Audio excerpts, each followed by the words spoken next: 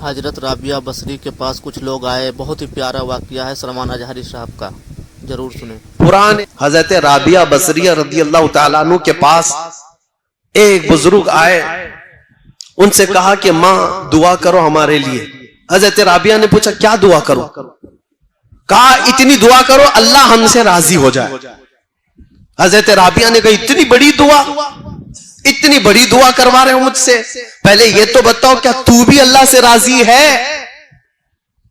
کیا تو بھی اللہ سے راضی ہے؟ اس بزرگ نے کہا مائی کیسی بات کر رہے ہو، کون ہے بھلا دنیا میں جو اللہ سے بھی ناراض رہے گا؟ کون ہے جو اللہ سے بھی ناراض رہے گا؟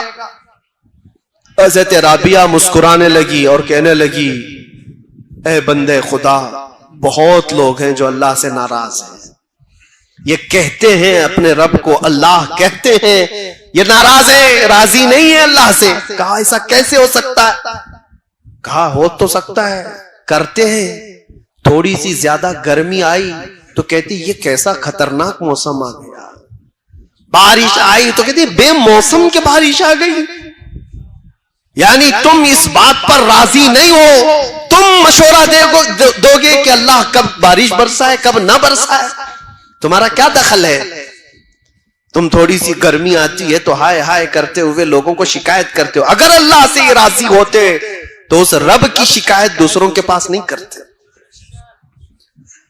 ان کی ناراضگی کا حال تو یہ ہے جب ان کو اللہ دیتا ہے بے حساب دیتا ہے تو چھپا کر رکھتے ہیں، کسی کو نہیں بتاتے کتنا مال ہے کسی کے پاس، چھپا کر رکھتے ہیں، اور جب چھوٹی سی بیماری دیتا ہے تو 10 لوگوں کو کہتے ہیں مجھے بخار ہو گیا، مجھے تکلیف ہے، مجھے مصیبت ہے۔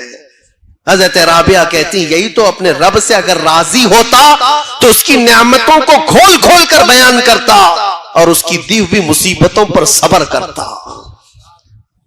عزیزان گرام وقار، آج کی اس رات میں آپ سب سے یہی گزارش کروں گا، ایمان کی حفاظت اس زمانے میں بہت بڑا چیلنج ہے تمہارے لیے۔ اللہ کے نبی صلی اللہ علیہ وسلم نے فرمایا ہے ایک زمانہ میری امت پر ایسا آئے گا کہ ایمان پر ان کو کھڑا رہنا اتنا مشکل ہو جائے گا جیسے ہتھیلی پر انگارہ لے کر کھڑا ہونا مشکل ہے۔ وہ دور آ چکا ہے، وہ دور آ چکا ہے۔ تمہیں اپنے ایمان کے ساتھ باقی رہنا، قائم رہنا، آج کا دور تو نکل جائے گا، ایسے ویسے تم بھی بوڑھے ہو جاؤ گے، ابھی موت آ جائے گی، اگلی جو نسل آنے والی ہے ان کا سوچو، ان کا سوچو۔ کیا آج حالات ایسے نہیں کہ کلمے پر، اذان پر، حضور کے نام پر، قرآن کے اوراق پر، مزارات اولیاء پر، اسلام کے شعائر پر، ہر چیز پر حملے نہیں ہیں؟ ہر چیز پر حملے۔ اور اس میں سے ایک جماعت ایسی بن جائے گی جو سیکولر بن جائیں گے، ٹوپی داڑھی رکھنے والے وہ سیکولر بن جائیں گے اور کہیں گے ٹھیک ہے ٹھیک ہے، ہم بھی بار بار لا الہ الا اللہ نہیں پڑھیں گے، ٹھیک ہے ہم آزانیں بھی بند کر لیں گے، یہ بھی نکال لیں گے وہ بھی نکال لیں گے، ہم نیوٹرل ہو جائیں گے۔ وہ ایک جماعت ایسی بن جائے گی، اللہ اس شریر جماعت سے ہماری حفاظت فرمائے۔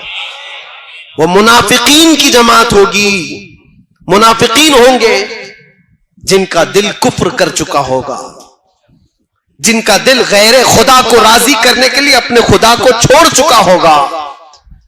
آپ کا دل ایسا ہونے نہ پائے، موت قریب ہے، قیامت قریب ہے۔ نوجوانوں اپنے ایمان کی حفاظت کرو۔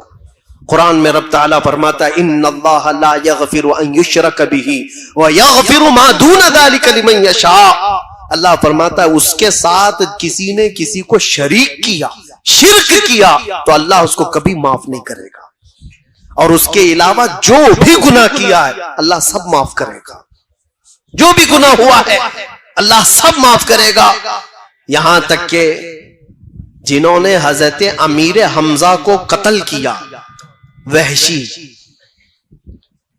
ان کے متعلق یہ آیت آئی تھی، وہ آئے بارگاہ رسالت آپ صلی اللہ علیہ وسلم میں کہنے لگے مجھے امان دے دیجئے۔ حضور کے چچا کو جس نے قتل کیا ہے نیزے سے مار کر جنگ احد میں، پھر وہ حضور کی بارگاہ میں آئے، کہا مجھے امان دے دیجئے۔